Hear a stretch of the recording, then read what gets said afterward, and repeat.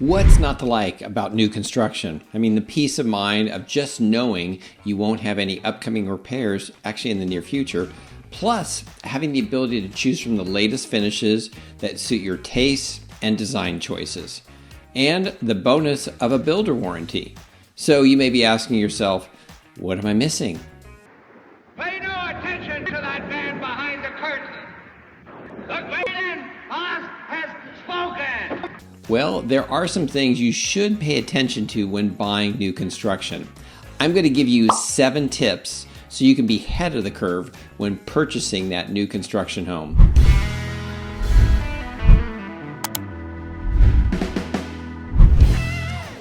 I'm Harold Powell, Realtor with RE/MAX, and if you want to stay up to date with all things real estate related for Ventura, California, then be sure to hit the like button and subscribe to be notified of future real estate content. Now, there are a number of differences between purchasing a new construction versus buying a resale purchase. So today I'm going to give you some tips on how to make that new construction purchase really a successful one. The new construction process that I'm talking about in this video is referring to a large builder who's building out a neighborhood or building out a big portion of a neighborhood. This is in contrast to, let's say, a small builder who might be building a single custom home for you, which is a totally different process. Let's start with tip number 1, understanding the different costs of construction. Now, you've probably seen a sign that says home starting at $900,000. Then you go into that model and everything that is available is closer to almost $1 million. Well, why does that happen? Well, that's because the advertised price is of the lowest price base model with no upgrades, no lot premium. And there are 3 areas that will largely determine the cost of a new home. The first one is the lot premium. And the lot premium is only for the lots that the builder considers better than the other lots. So typically a larger lot will have a lot premium. It may be $20,000 to $30,000 more than a standard lot. The bigger the lot premium. And some lots that have views of a golf course, a pond, or even ocean that will also have a lot premium compared to those that don't. The other 2 costs will be for construction options and cosmetic options. Let's talk first about construction options. Some examples of construction options would be, does the builder offer a bonus room option or an extended master, a bathroom, or turning a living room into a den? These would be examples of construction options, which are not to be confused with cosmetic options, which are picking out the colors of your cabinets, the choices. I mean, every builder has different construction options, and these options can really add up. However, adding some of these construction options during the construction phase is typically the least expensive time to do so. You may not need that 4th bedroom right now, but if you decide to expand the family, then adding that bedroom on during the construction will actually be a lot cheaper than doing it an addition 5 years, let's say, down the road. Next is cosmetic options. Now, these options are offered by the builder that can be done later, oftentimes even at a cheaper price. The one area I recommend focusing on is the kitchen cabinets and counters. The kitchen cabinets and counters are one of the most expensive and inconvenient items to remodel later on. So it's best to have that rolled into the cost of the mortgage as long as it doesn't put you, again, over your monthly budget. So all of these costs together will determine the final price of your home. Tip number 3 is negotiating with builders. Now, builders don't like to negotiate their base prices. They have to keep these prices similar because they're selling a whole bunch of homes of the same model to other people. And as long as people are buying homes in the pre-construction phase, they will have no reason to negotiate those prices. However, builders are much more receptive to negotiating when they have standing inventory. In this case, when a house is completed, not sold, the builder doesn't want to have to pay for the holding costs of that house, so they may be much more willing to accept a credit of $5,000, maybe $10,000 towards design center upgrades or closing costs instead of a $5,000 to $10,000 reduction in the home price. You may have much better luck negotiating with a builder on an inventory home than a pre-construction home.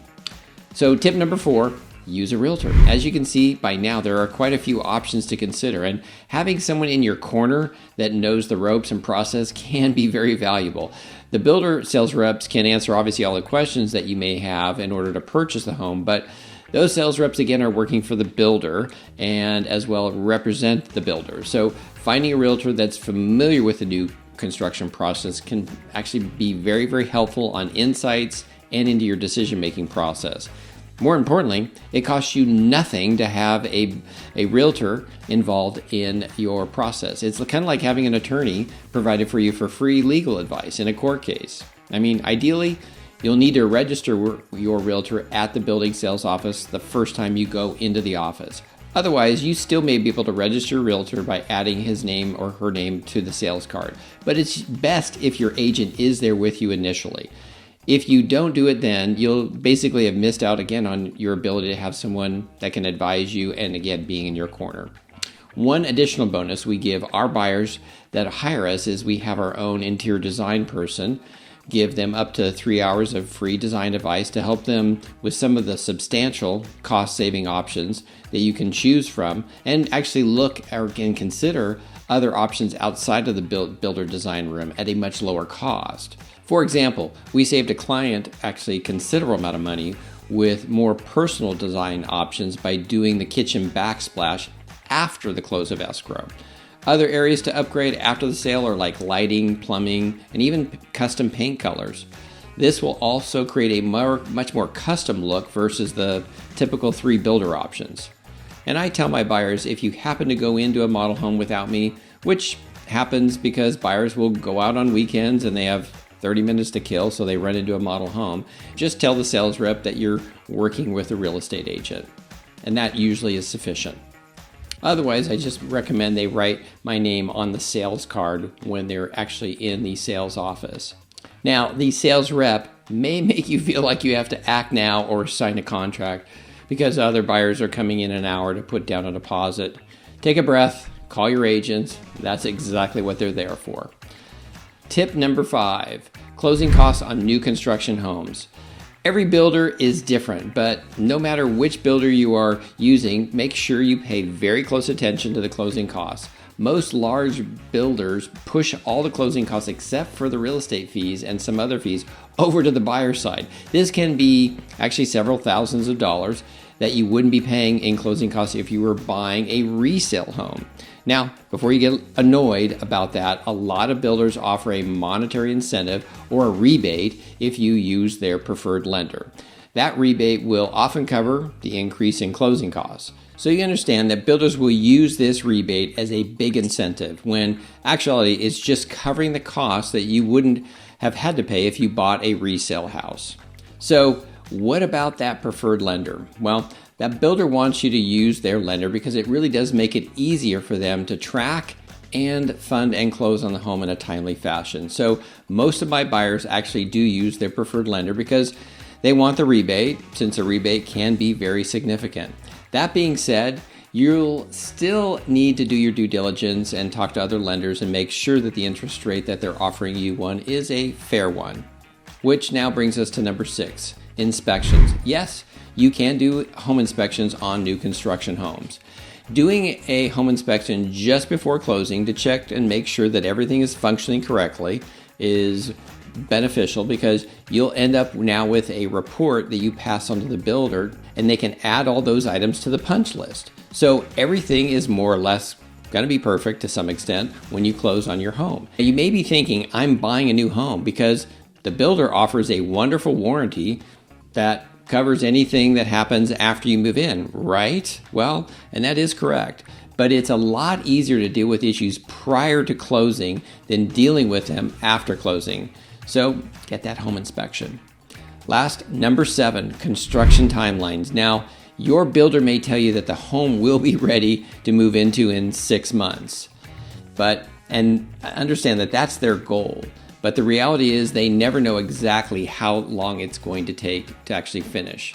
Builders have to deal with so many moving parts. There's supply chain issues, weather issues, juggling the different contractor schedules along with city inspections and permits. And it doesn't go always as planned. I will say no builder wants to take longer to close on a house than absolutely necessary. They don't make money until they close on the house, and they want to close as much as you do. So there are just some things that are out of their control. If you are selling your house, I recommend watching my video on buying and selling your house at the same time.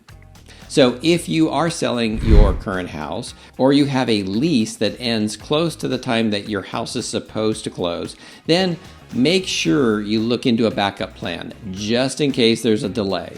And if you're selling a house, see if the buyer will be willing to lease the house back to you for an additional time frame. If you're renting, talk to your landlord about the possibility of even going month to month. If neither of those things are an option, then check into a short-term housing rental and put all your stuff into storage. I will say closing delays on new constructions happens actually pretty frequently, so you do need to have a bit of a backup plan. Last pro tip, if rates have the potential to go higher, then check with your lender and ask if they offer a rate lock that will extend beyond the close of escrow and what the cost is to secure that. I've had buyers save as much as 1% on their interest rate by doing an extended lock while rates went up 1% during the construction phase. Also ask if the rate does go down, can you obtain the lower rate if that does happen?